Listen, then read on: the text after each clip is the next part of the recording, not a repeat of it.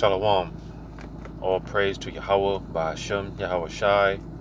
Double honors to the apostles and elders of Great Millstone. And Yahweh, Ba'ashem, Yahweh Shai, Barakatham, to you hopefully elect out there. And I just wanted to do a quick video, because pretty much when it comes to Esau, Edom, and the things that he is trying to accomplish on the left hand, you see, this is why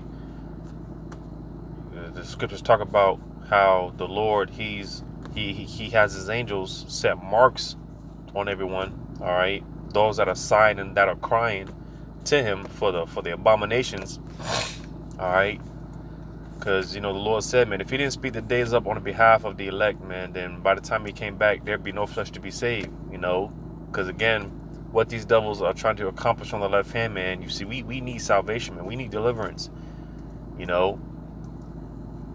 We need Yahushua to get us the hell up out of here, man.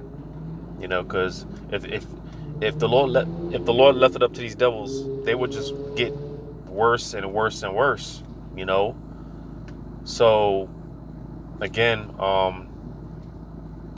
just through the spirit, I wanted to do this video because, again, the things that the Esau's trying to accomplish on the left hand, we got to get out of here, man. And that thing that he's trying to put in us, ultimately, that C-hip, the pitch, the Revelation 13, 16, and 17. All right. And you see, being that the scriptures liken us, the scriptures compare us to a woman, the Lord's woman. All right, we're basically, his wife, right? And with that being said, if a woman, if she has a husband already, then pretty much no other man is to penetrate her, no other man is to come in unto her. But you see, this is what Esau, this is what he's trying to do. He's trying to penetrate us. All right. And again, because if a woman, if she has a husband, or if she's betrothed to another man, if she's engaged to a man, to be with a man, and another man tries to come in unto her and penetrate her, well, according to the law, which I got here, she's supposed to cry out. You see, and again, to those that are signing and that are crying, because again, what these devils, what they're trying to accomplish, and ultimately what they're trying to put in us. All right. But I'm gonna go ahead and go to this in the law in Deuteronomy 22. Deuteronomy chapter 22. I'm going to start at I'll start at verse 25. It says, "But if a man find a betrothed damsel in the field, and the man force her and lie with her, then the man only that lay with her shall die. But unto the damsel that shall do nothing, there is in the damsel no sin worthy of death. For as when a man riseth against his neighbor and slayeth him, even so is this matter. For he found her in the field, and the betrothed damsel cried, and there was none to save her. If a man find a damsel that is a virgin, which is not betrothed," hold up, Salakia.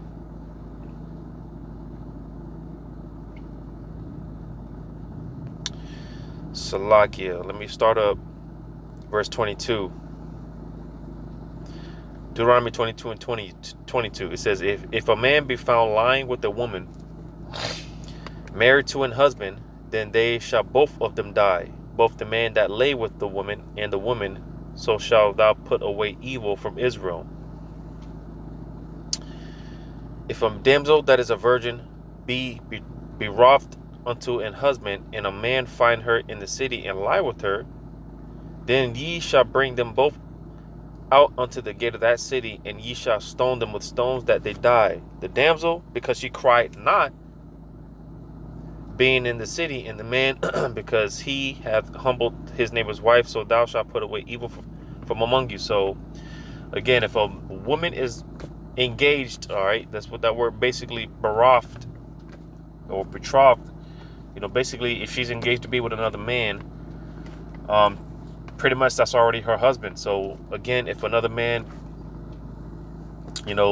tries to force himself into her, or tries to penetrate her, and she's already engaged to be with another man, if she has a man or she's engaged to be with a man, she's supposed to cry out. All right. You see, but if she doesn't cry out, then basically, it's pretty much it's consensual. All right, and that's an act of adultery. All right, if she didn't beroth, if she didn't cry out, then they both ought to be put to death. Right. But it says, but if a man find a betrothed damsel in the field, and the man force her and lie with her, then the man that lay with her shall die. What they would call rape. All right. Which basically, when you go into that word rape, man, it just means to grab, to seize, and again, he forces his way himself into her. He penetrates her. He has sex with her. But it says, but unto the damsel thou shalt do nothing. There is in the damsel no sin worthy of death. For as when a man riseth against his neighbor and slayeth him, even so is this matter.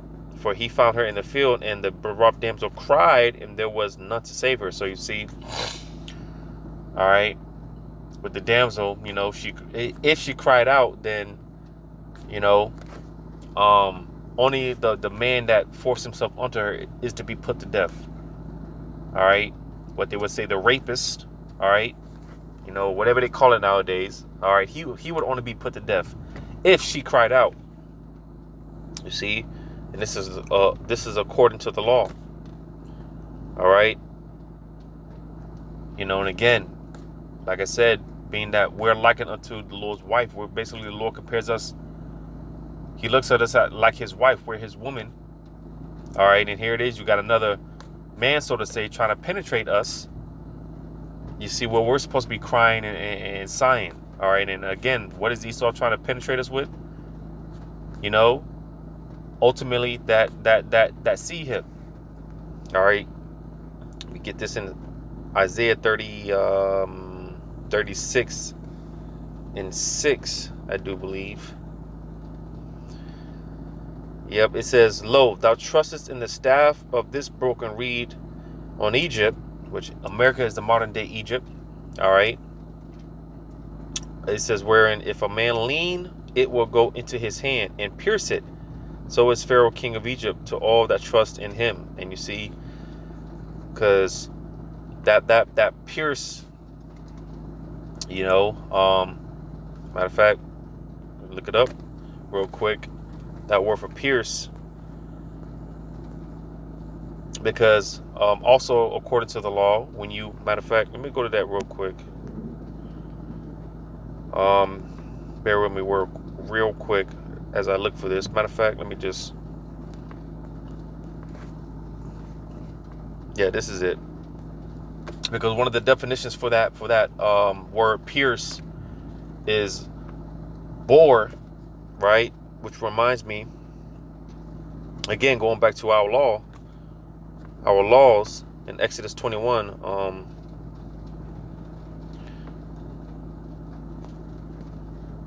Now this is dealing with Israelites that have other Israelites basically in like slavery. All right, Israelites that have other Israelites under captivity or in servitude to them, right? Fellow brothers in servitude to them, right? Let me just see where I can start.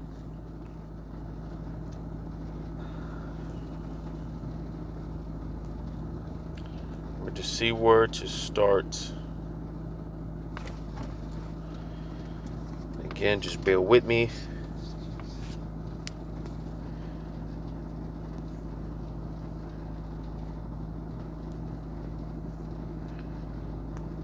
So let me start from the top. It says, Exodus 21:1. Now these are the judgments which thou shalt set before them. If thou buy an Hebrew servant, 6 years he shall serve thee, and in the 7th he shall go out free for nothing. So again, if you have a fellow Israelite, he's working for you. 6 years he's to be in servitude to you, but the 7th year you're supposed to let him go free. All right. It says, if he came in by himself, he shall go out by himself. If he were married, then his wife shall go out with him. If his master have given him a wife, and she hath borne him sons and daughters, the wife and her children shall be her master's, and he shall go out by himself. So again, if the fellow Israelite, if he comes in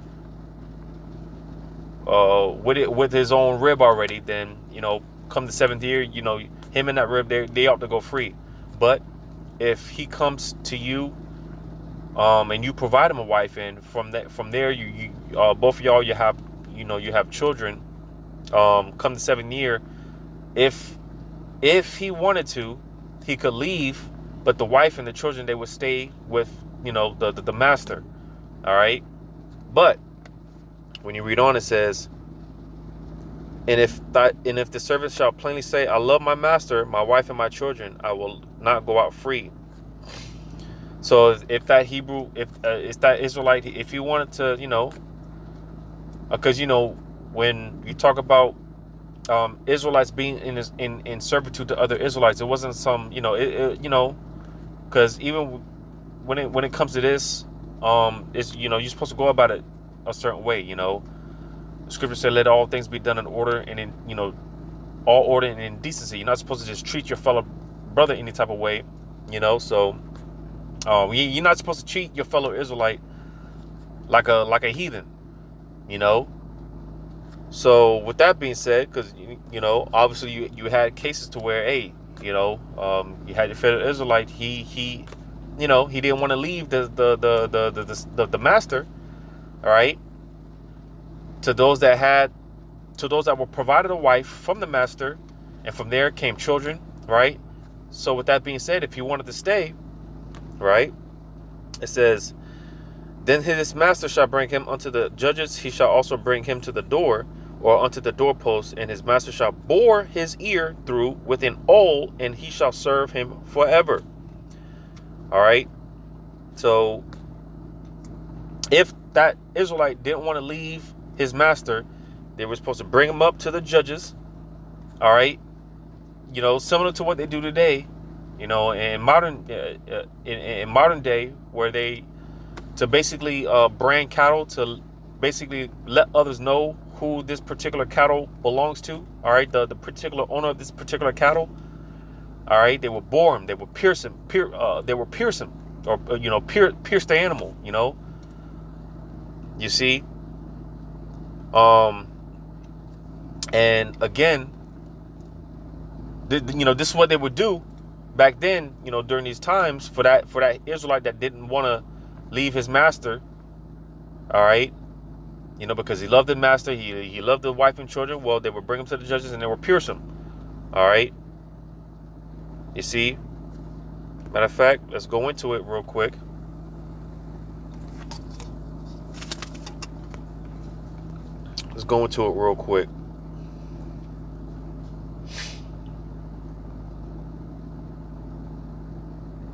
So the word for bore, you see,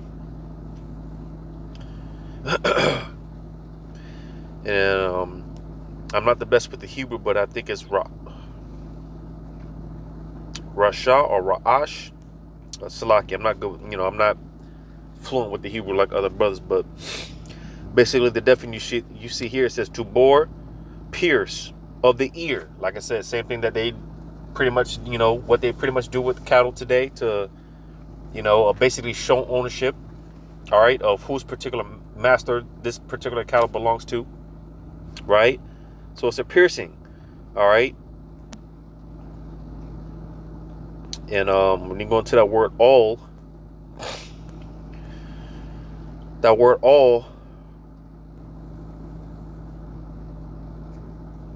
so you got the actual you got the actual piercing, right? The board, the actual piercing, and then you got the awl, which is the masha'ah, if I'm not mistaken. I could be wrong.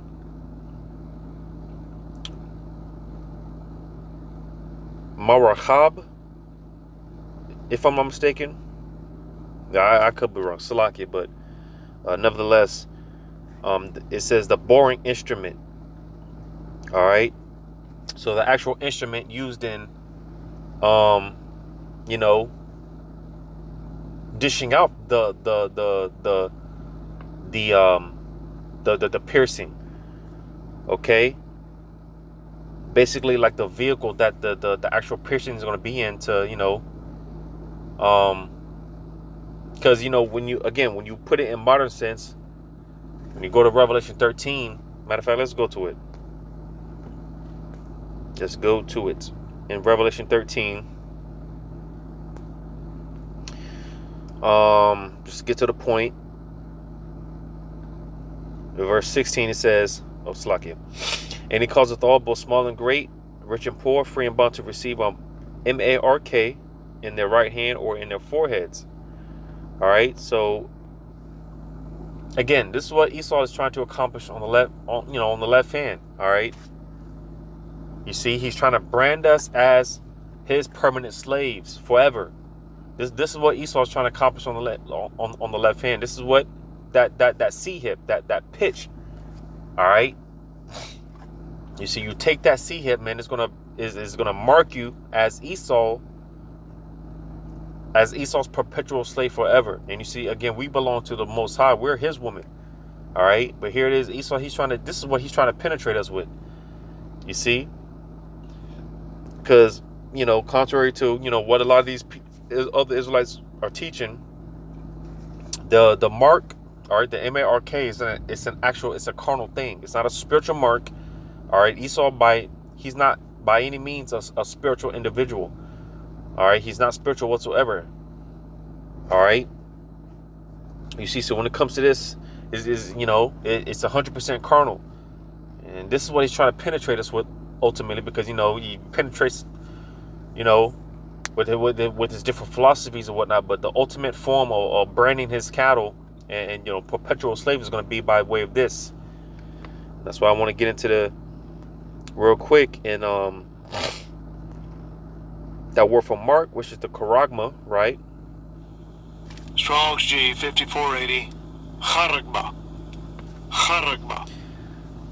And when you go into that with the charagma, it says a stamp and a printed mark. And hold on, because they always change. Every so often they change up the definitions and the meaning of words. So let me just make sure that this is.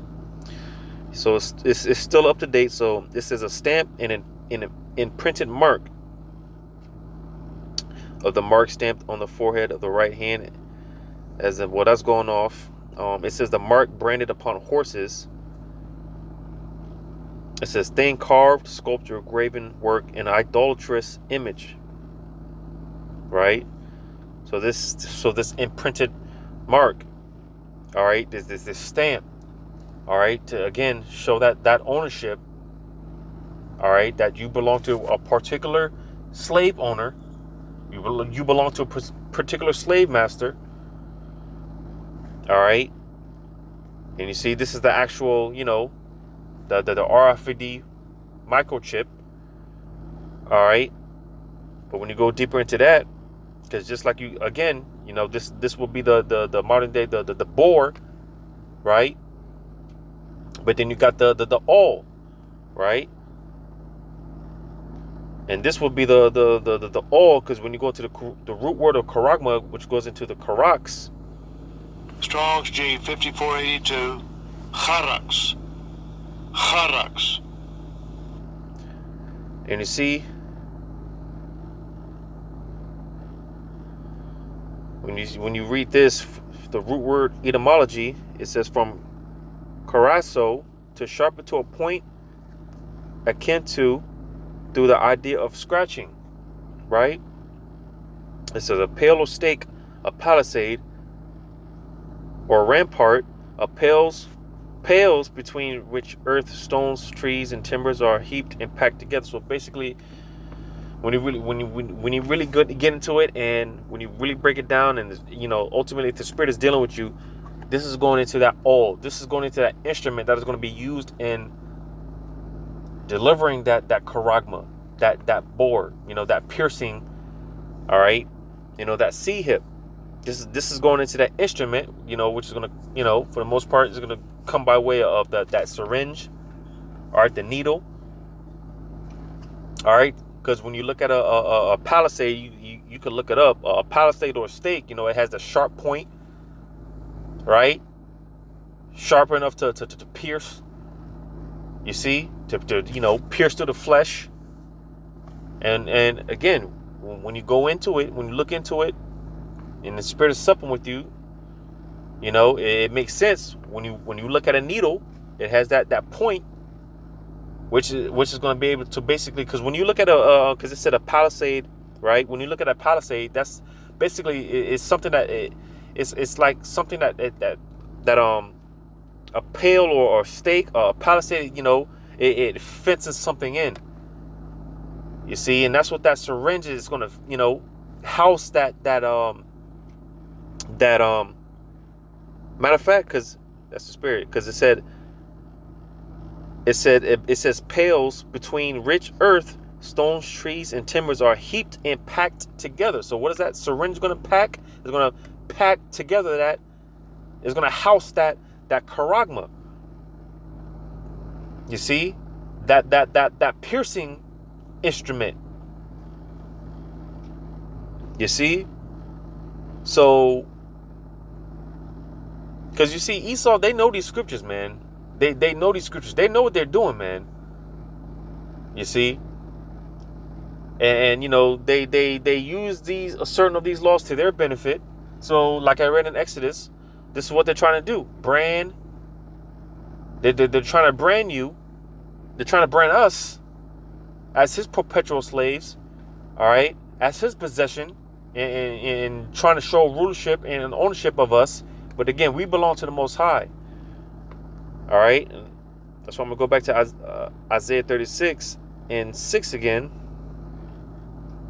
One more time, it says, "Lo, thou trustest in the staff of this broken reed on Egypt, wherein if a man lean, it will go into his hand and pierce it." And again, one of the definitions of pierce, one of those definitions is a bore. All right, this is what they're trying to do. They're trying to brand us. They're trying to pierce us. With that C hip. They're trying to penetrate. This is what he's trying to penetrate us with. That's the whole point.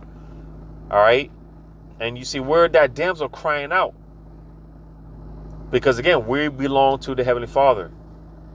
All right, He's our husband, man, and that's who we belong to. You see, that's the whole point of this lesson. All right, again, we belong to the Heavenly Father, and here it is, another man is trying to penetrate us, man. You see, and what are we doing according to the law? We ought to cry out. We're supposed to cry out to the Father, man, to our husband. You see, and hey, through the Spirit, it'll work itself out. All right, because when you read this account dealing with Susanna, basically she was a widow, and you had these knuckleheads trying to come in and force their way onto her. Let me just go ahead and get this real quick in Susanna chapter 1, because basically they were going to rape her. They tried to blackmail her, and they were going to rape her. But hey, what was her attitude? And this is our attitude, because again, we're the Lord's woman, we're His wife, right? So Susanna chapter 1, I'm going to start at verse 20. It says, "Behold, the garden doors are shut, that no man can see us, and we are in love with thee. Therefore consent unto us, and lie with us. If thou wilt not, we will bear witness against thee, that a young man was with thee, and therefore thou didst send away thy maids from thee." So basically, they were trying to, they were lying through their teeth, right? They wanted to, lay with her, and they said, if you don't lay with us, they wanted to lay with her, and they said, if you don't lay with us, then basically we're gonna bear false witness against you, right? It says, then Susanna sighed, like I said before. Hey, we're sighing and we're crying, right? It says, then Susanna sighed and said, I am straitened on every side. And you see, again, this is what he's trying to do, man. He, trying to come up against us on all sides, pressure from above, pressure from below. The Hegelian, it's like I can't, Hegelian dialectus. All right, the pressure from above, pressure from below. It's just pressure, constant harassment, just hell on all sides, man. And this is why a lot of people are going to end up folding. All right. A lot of people are going to take that C hip, knowing that it's, that is going to be going against the Most High, but because, they don't trust in the Most High, right? They're going to take that thing anyways, because to show you how bad it's going to be, a lot of people are going to take that thing knowing that it's the, the Revelation 13, 16, and 17, but they're going to take it anyways. You see? Because, hey, everyone, when the scriptures talk about the hour of temptation, man, all right, that hour of temptation it says it's going to befall the whole world. Every man, woman, and child is going to be put in straits, all right? Difficulty. All right, it's going to get hard for all of us, man. So, we're going to be straightened on all sides. Like Susanna, right? She said she was straightened on all sides, on every side, right? It says, for if I do this thing, it is death unto me. And if I do it not, I cannot escape your hands. It is better for me to fall into your hands and not do it than to sin in the sight of the Lord. Yeah, because if you take that C hip, again, you're what they call this is the ultimate form of what they call selling your soul to the devil. All right, you take that C hip, you are pledging your allegiance to Esau, and he's your husband, he's your God. You see, it says, with that, Susanna cried with a loud voice and said, Salaki, it says, with that, Susanna cried with a loud voice, and the two elders cried out against her. So, what did she do? Hey, according to the law, you're supposed to cry out in Salakia, because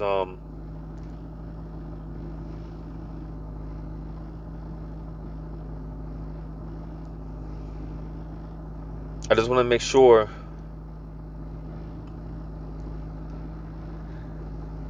that her husband was actually a widow.